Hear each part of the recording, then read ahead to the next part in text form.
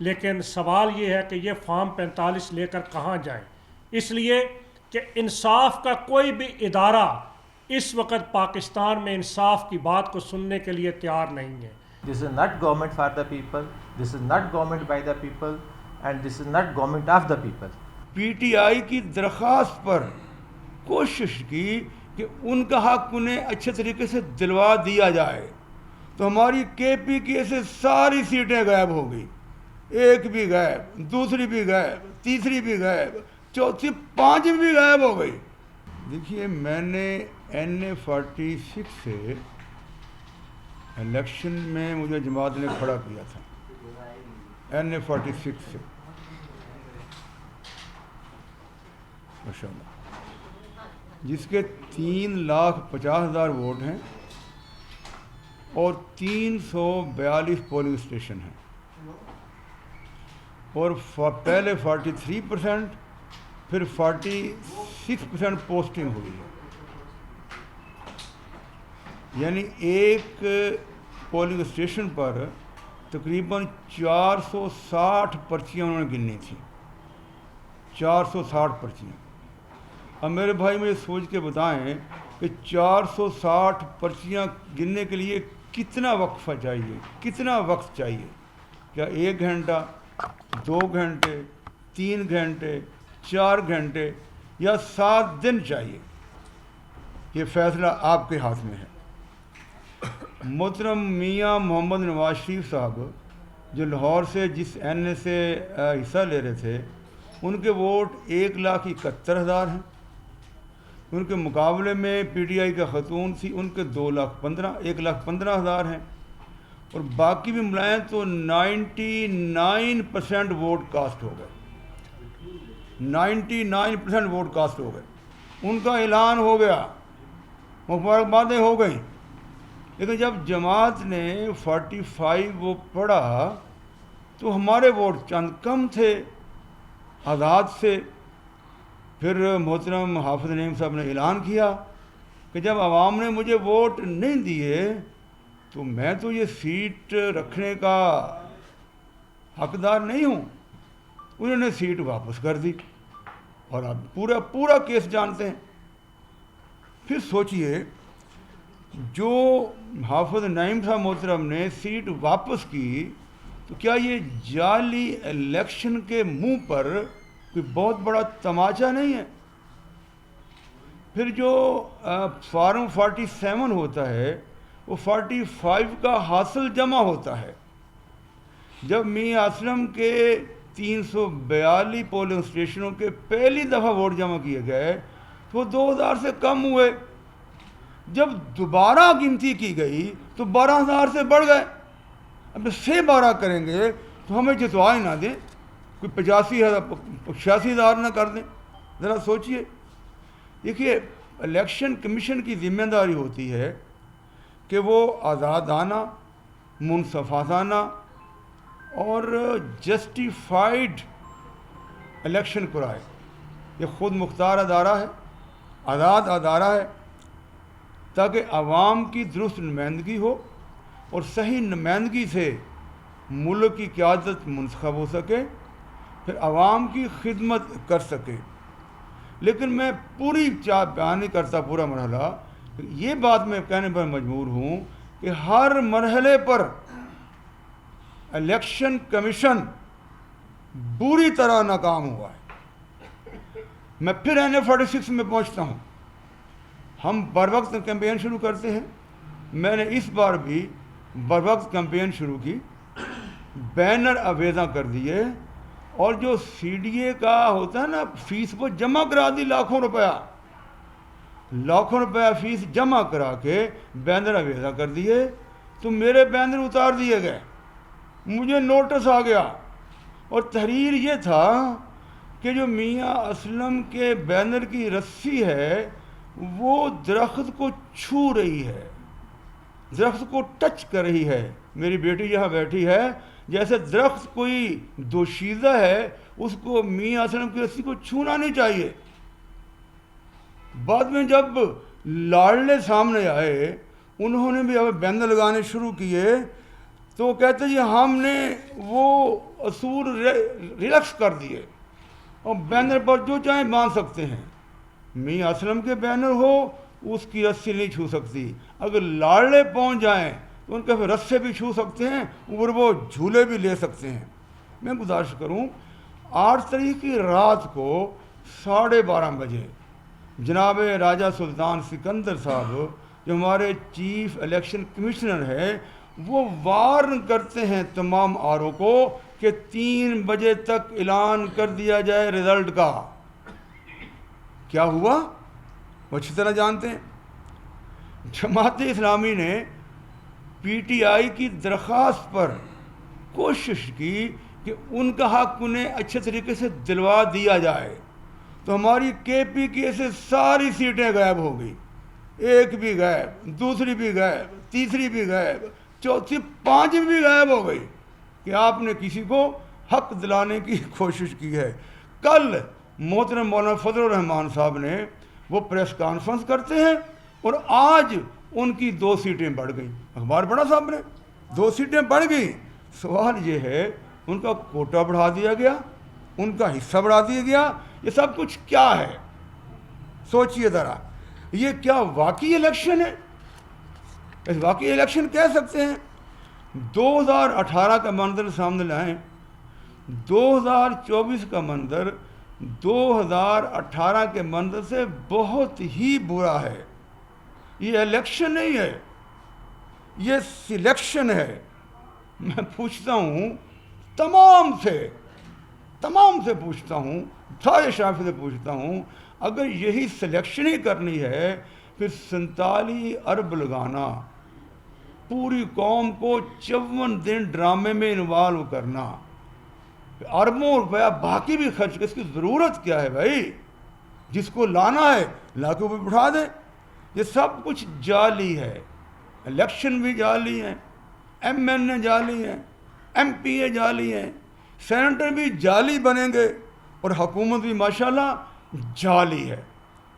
جب سب کچھ جعلی ہے تو جماعت اسلامی پاکستان نے اس جعلی الیکشن, جعلی ایم این اے, جعلی مینڈیٹ, جعلی حکومت اور جعلی اسمبلی کے خلاف احتجاج کا فیصلہ کیا ہے. میں گزارش کروں گا اپنے بھائی محترم انجینئر رسول اللہ رنداوا صاحب سے کہ وہ تفسیر بتائیں اسلام آباد میں کب, کہاں اور کتنے بجے احتجاج ہوگا.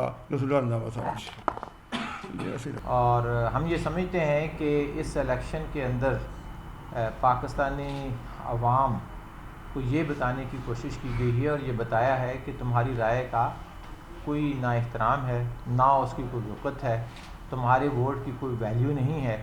تم چاہے صبح جاؤ, شام جاؤ, دوپہر جاؤ, جتنے ووٹ ڈالو رزلٹ وہ نکلے گا جو ہم چاہیں گے.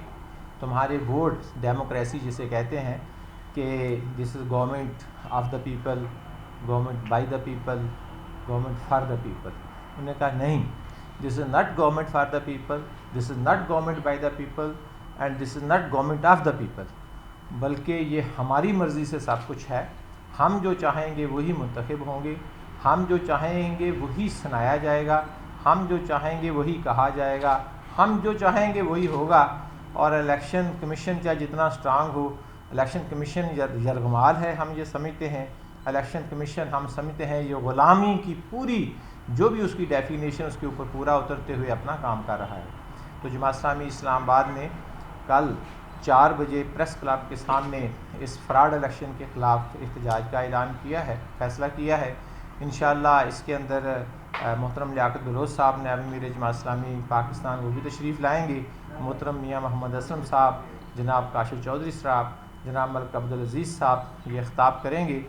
میری آپ سب سے گزارش ہے کہ آپ اس ایونٹ کو فار دا نیشنل کاز آپ اس کو کور کریں اور آپ سب وہاں پہ تشریف لائیں. انشاءاللہ اسلام آباد کی بڑی تعداد کے اندر عوام اپنا وہاں پہ اس فراڈ الیکشن کے خلاف احتجاج ریکارڈ کرائے گی اور انشاءاللہ آنے والے دنوں کے اندر اپنے لاہے عمل کا بھی اعلان کرے گی. بہت شکریہ. پاکستان کے ہزاروں لوگوں کا شکریہ ادا کرتا ہوں کہ جنہوں نے اس جعلی انتخابات اور اس کے نتیجے میں بننے والی جعلی حکومت کو قبل از وقت مسترد کیا ہے.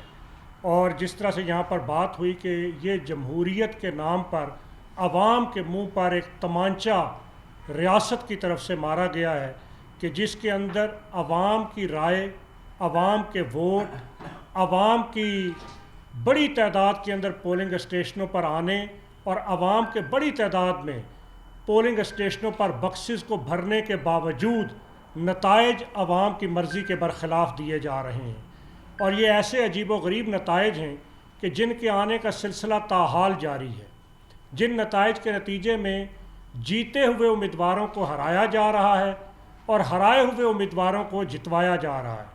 اور عجب مضحکہ خیز انتخابات ہیں کہ ماضی کے اندر تو کوئی 10%، 15% تک ریگنگ کی جاتی تھی، لیکن ان انتخابات کے اندر تو ریاست کا پورا نظام برہنہ ہو کر قوم کے سامنے آ چکا ہے۔ بالکل ریاستی اداروں نے، حکومتی مشینری نے اپنے آپ کو ننگا کر کے قوم کے سامنے پیش کر دیا ہے کہ 50 ہزار ووٹوں سے ہارنے والوں کو نتائج کے اندر جتوایا جا رہا ہے اور فارم 45 اٹھائے لوگ گھوم رہے ہیں، لیکن سوال یہ ہے کہ یہ فارم 45 لے کر کہاں جائیں؟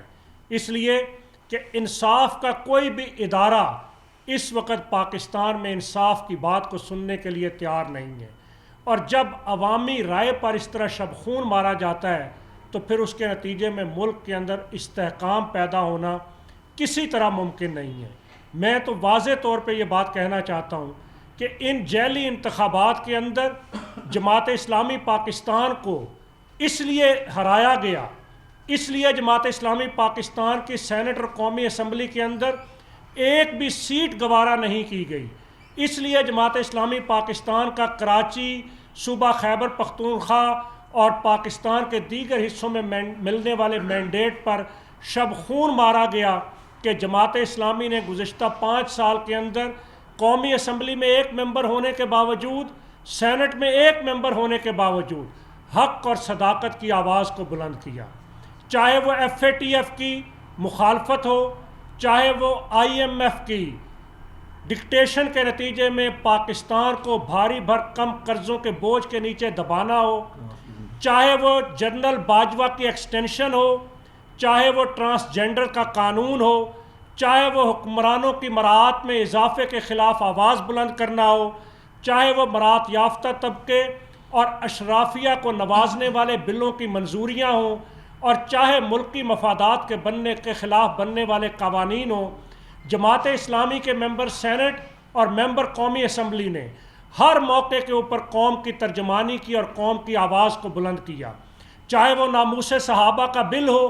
ان سارے قوانین کی وجہ سے ان ریاست کے اداروں اور حکمرانوں نے یہ سمجھا کہ جماعت اسلامی کا ایک ممبر بھی وہ سینٹ اور قومی اسمبلی کے اندر ہونے والی مرضی کی قانون سازی کے اندر رکاوٹ پیدا کرتا ہے، لہٰذا حق اور سچ کی آواز کو کسی بھی انداز سے ایوانوں تک نہ پہنچنے دیا جائے، اور اس کے نتیجے کے اندر جماعت اسلامی کے ان جیتے ہوئے امیدواران کو فارم 47 دیتے ہوئے ہروا دیا گیا۔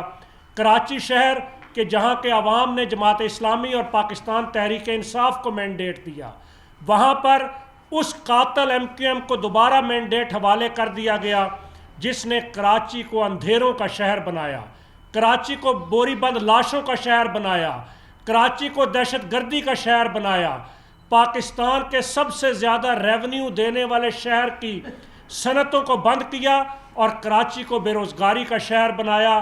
اس ہاری ہوئی MQM کو وہاں پر جتوا دیا گیا۔ یہی حالات صوبہ خیبر پختونخوا کے بھی ہیں۔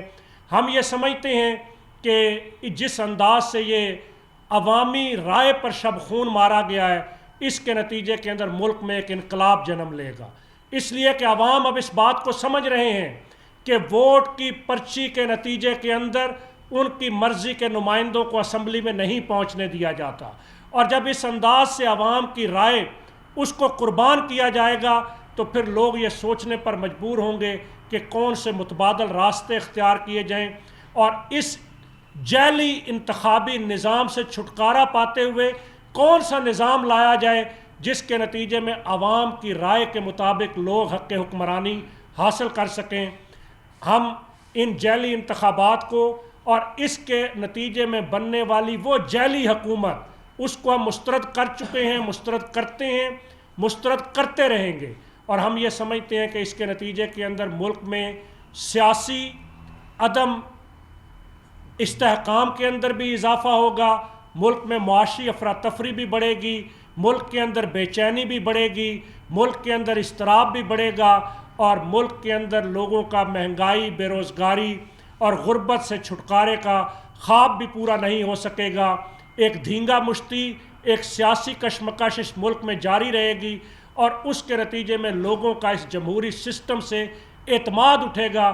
اس لیے ہم آج کے دن بھی یہ بات کہنا چاہتے ہیں کہ الیکشن کمیشن آف پاکستان ہو یا ریاست پاکستان ہو، وہ ہوش کے ناخن لے، وہ حالات سے اس قدر نہ کھیلے کہ پھر حالات شیشے کے گھروں میں بیٹھے ہوئے ان حکمرانوں کے کنٹرول کے اندر نہ رہیں۔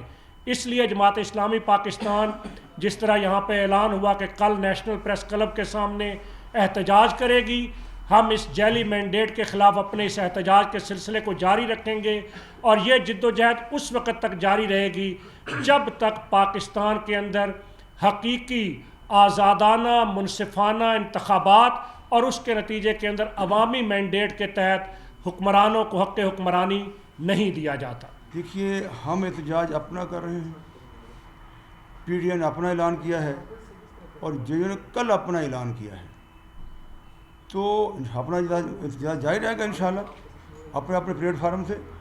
کل کیا ہوتا ہے، فیصلے کیا ہوتے ہیں، کل دیکھیں گے۔ باقی ہر چیز جعلی ہے، اب جعلی کو جاری رکھیں گے تو پھر رزلٹ بھی جعلی آئے گا انشاءاللہ۔ صاحب شیراز ایک منٹ سے آپ نے اس طرح کہا کہ انتخابات بھی جاری ہے، M&As بھی جاری ہے، جو منتخب ہوئے وہ بھی جاری ہے، لیکن دوسری جانب پاکستان تحریک انصاف سے اسی لیے خیبر پختونخوا میں اتحاد نہیں ہوا، حکومت نہیں بنی، تو پاکستان تحریک انصاف میں جماعت اسلامی کو پنجاب میں اور جو مرکز ہے وہاں پر حکومت بنانے کا کہا گیا تھا، اسی لیے جو ہے آپ پیچھے ہٹے۔ تو ایک طرف سے جعلی کہا جا رہا ہے، دوسری طرف جو ہے حکومت نہ بنانے کے شبے بھی کی جا رہے ہیں، اس سے کچھ کیا ہے؟ میں گزارش ہوں، دیکھیے تحریک انصاف نے ریکویسٹ کی تھی جماعت اسلامی سے کہ ہم اپنی ریزرو سیٹیں لینا چاہتے ہیں،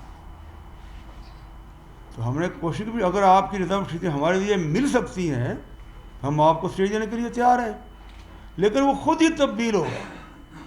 ان کے بیرسٹر گوہر صاحب نے دوسری بات فرما دی، ایک تیسری بات فرما دی، جب خود ہی وہ پیچھے ہٹ گئے، کہ ہم نے پیچھے ہٹنا ہی تھا، ہم ان کی مدد کرنا چاہتے تھے براڈ ایک بیس، لیکن خود ہی پیچھے ہٹ گئے۔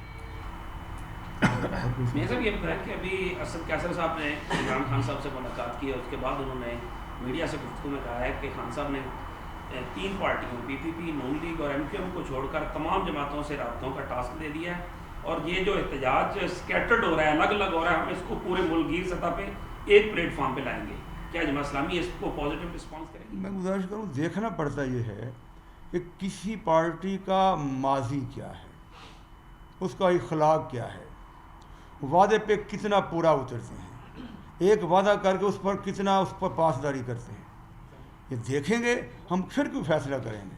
پارٹیاں بات کر لیتی ہیں، فون کر لیتی ہیں، ہم کو فیصلہ کر لیتے ہیں، وہ پیچھے ہٹ جاتی ہیں۔ اسے پہلے عمران صاحب نے یہی کہا تھا، پھر ہوا کیا؟ اگر ان کا بیرسٹر گوہر صاحب جیو کو انٹرویو دیتے کہے گا ہم جماعت اسلامی سے نہیں کر رہے، ہم پنجاب میں نہیں کر رہے، وفاق میں نہیں کر رہے، ہم سب کیسے اعتبار کریں گے؟